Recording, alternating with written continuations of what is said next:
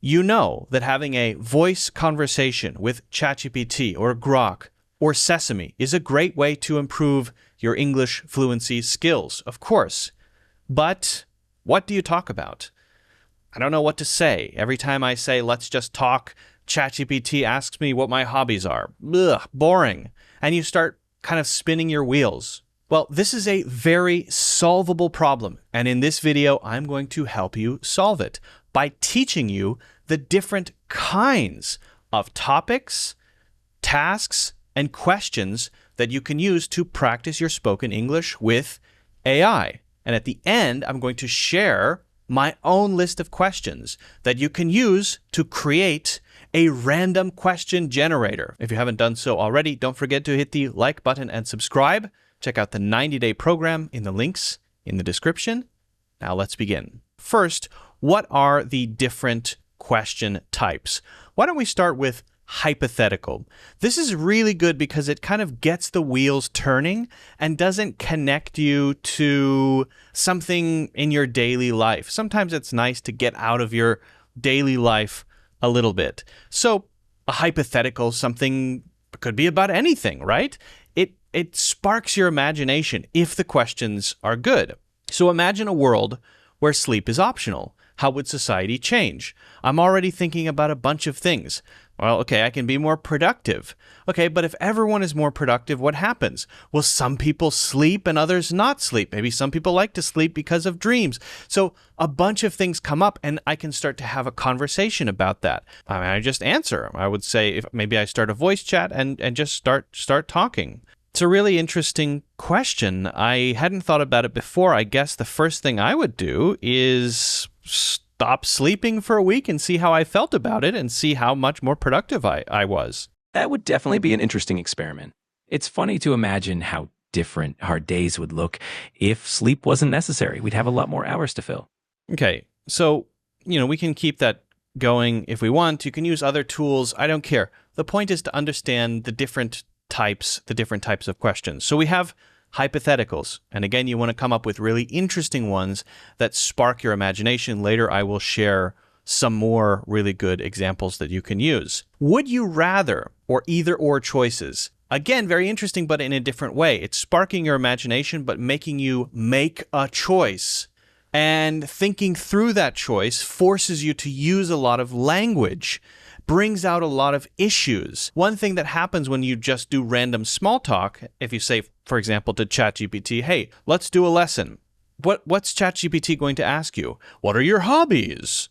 Where do you want to travel? Really basic stuff. And then what happens is you kind of spin your wheels and you're not getting the opportunity to really challenge your language skills and use your vocabulary, right? You need to cover more territory. Think about a video game map, right? Where you need to explore the whole map.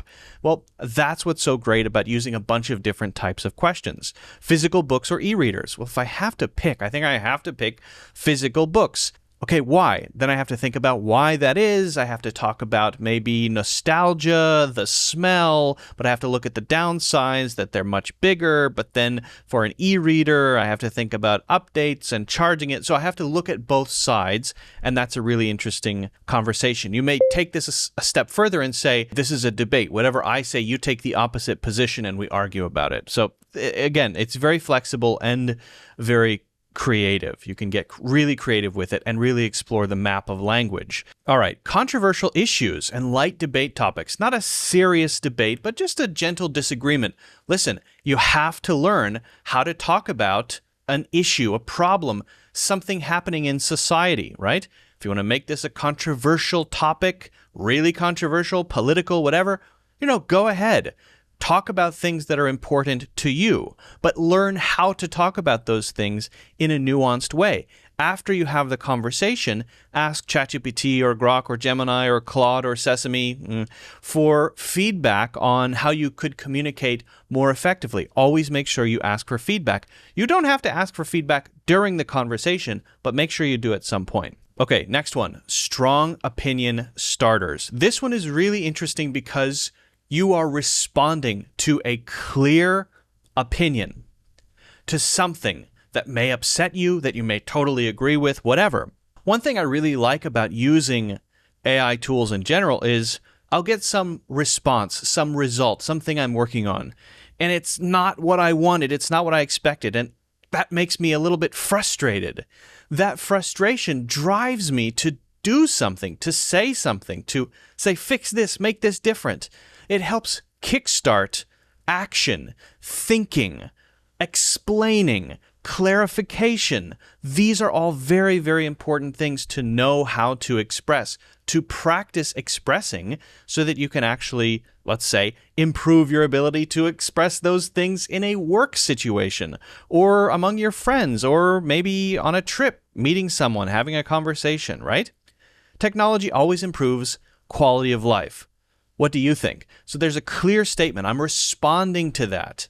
Do I strongly agree with that? Do I strongly disagree? Hopefully that strong opinion sparks me to say, no, actually, you're crazy, right? Or maybe more gently, well, I see what you mean, but could you explain that a little bit? Then we have a conversation and then I explain my view, right? So that's a really interesting way to start a conversation.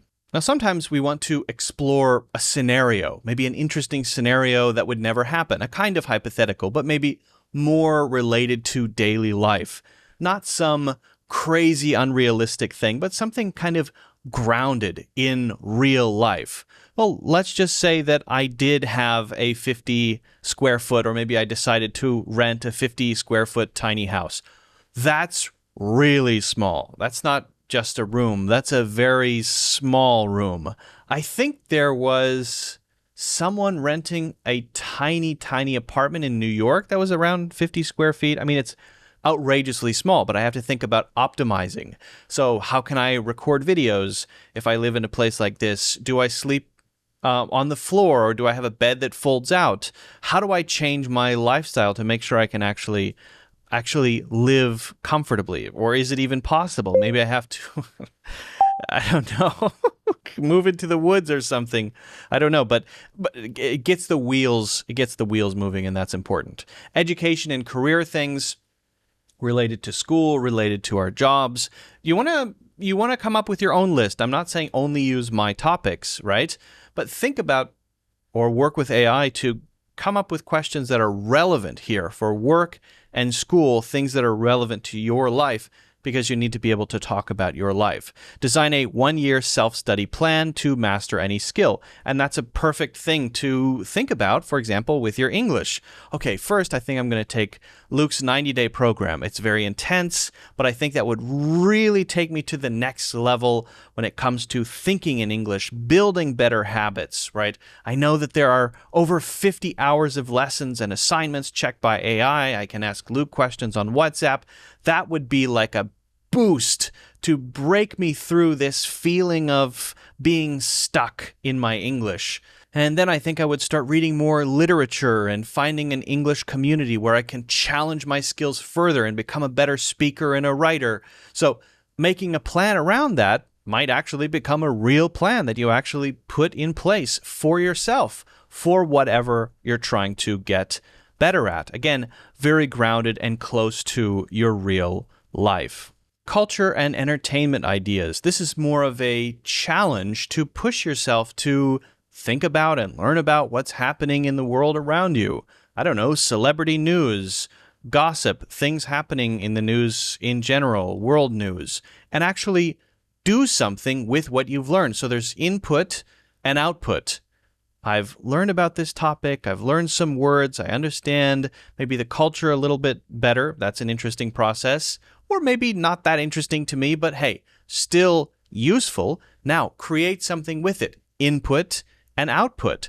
Write a short story set entirely inside a coffee shop where the characters are reading a recent headline from pop culture or the news. So I have to find a pop culture story that's interesting to me or that I want to talk about and integrate it into this little story that I've created inside a coffee shop. And that also forces me to have to be creative with what they say. Maybe different characters in the story have different opinions on the issue, or one person doesn't care at all, right?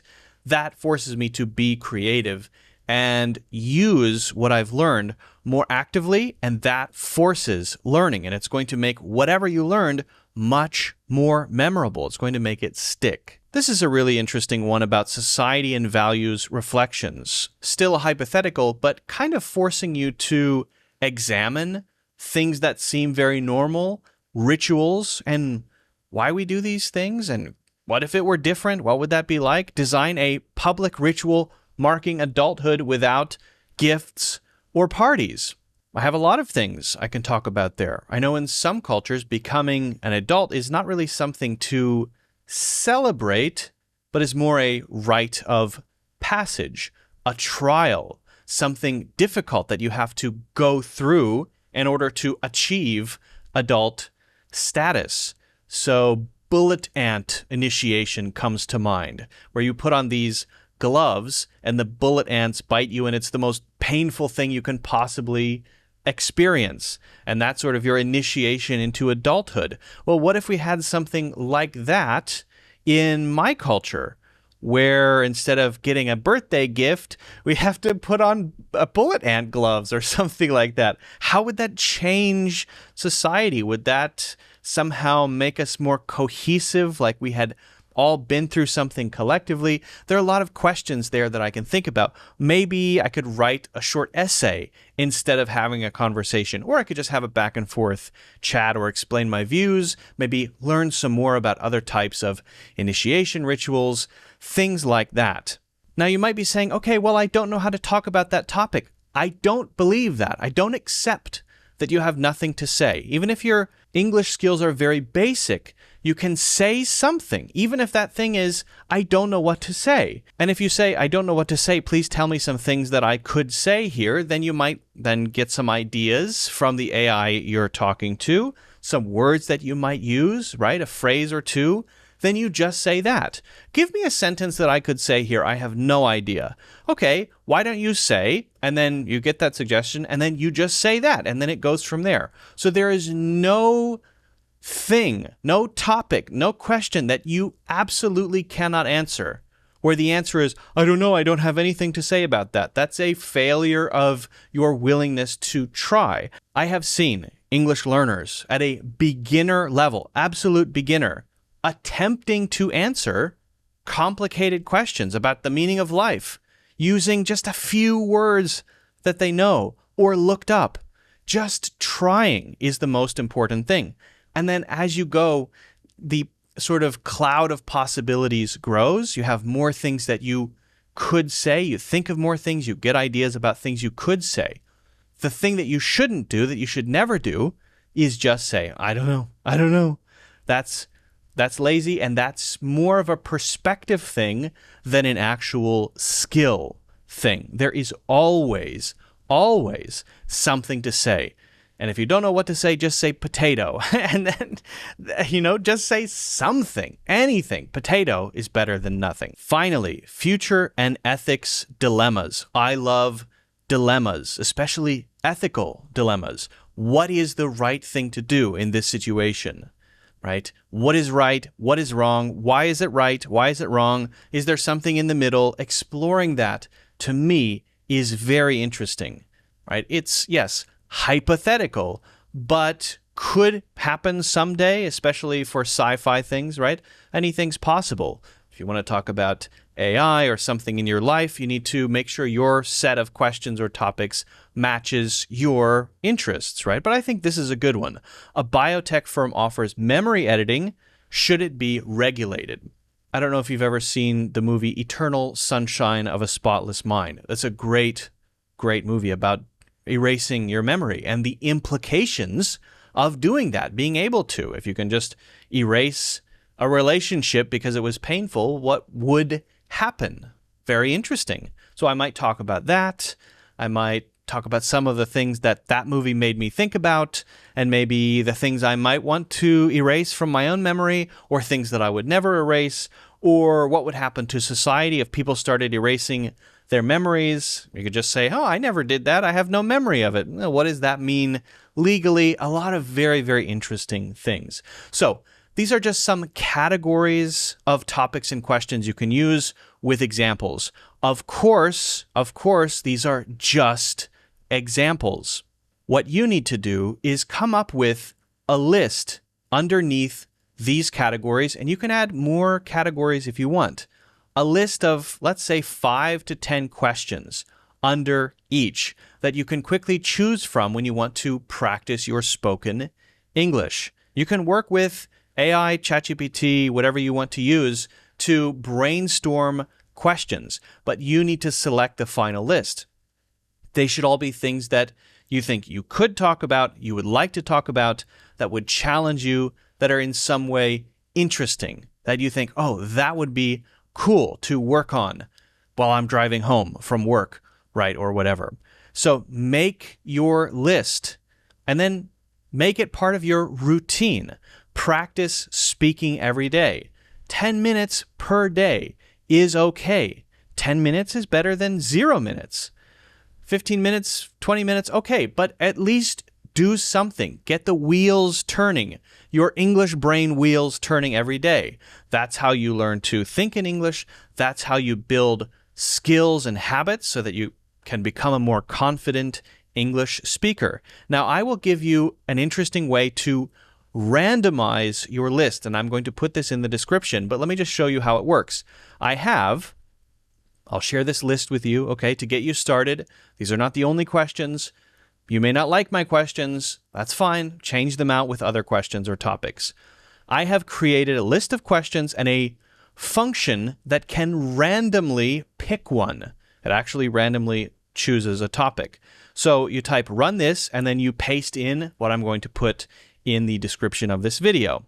So let's see what we get. Analyzing, it's going through, it's running it. And there we go. Random topic. Sketch an office that makes people excited for Monday. That's a really good one. What kind of office would make people excited for Monday? And you get kind of a surprise there. I kind of forgot that I made that question, and that's an interesting one. So you have, and you can then start a voice chat talking about that topic, right? You have a way to not have to go through and pick one or go in order, but to make it a little bit more fun by creating a random one. I'm also going to give a link to a GPT that I created with the same list, and you can have conversations using that GPT. Of course, if you're using ChatGPT for free, there will be limits on how long you can talk, of course, but feel free to try it. The only thing I will say is using this way that I just showed you is actually random. I mean, there's actually something running to choose a random topic, whereas in the GPT, it may look random, but it's not. And so you're going to get some repeated topics, and then you just have to say another. So you might have to cycle through a few to get to a new one. It's not actually random. It just looks that way, but it might be a more convenient way to practice. So let me know if you have any questions about this. If you come up with interesting questions or topics and you want to share them in the comments, please do. Don't forget to hit the like button and subscribe. Check out the 7-day challenge. Right now, the only way to get a discount on the 90-day program, the only way, is to complete the 7-day challenge first. So you do the 7-day challenge. It's done. You get access to a course at the price of the 7-day challenge if you complete it, and you get an offer for the 90-day program. That is the biggest discount available, and currently the only way to get it is to do the 7-day challenge. So I challenge you to do it. Check out the 90-day program in the links in the description. That is, of course, the best way to improve your English fluency in 90 days, build new habits, build new skills. Of course, if you need help from me throughout the program, you get my WhatsApp, feedback from AI practice assignments, over 50 hours of lessons, and at the end, a full refund if you're not happy with your progress. So, hey, you didn't improve, you completed the program, get a full refund or unlock a 1-year membership with 8 additional courses. I think it's a fantastic deal, especially if you do the 7-day challenge first. Like a really, really good deal. All right, check that out. Thanks for watching, and I'll see you in the next one.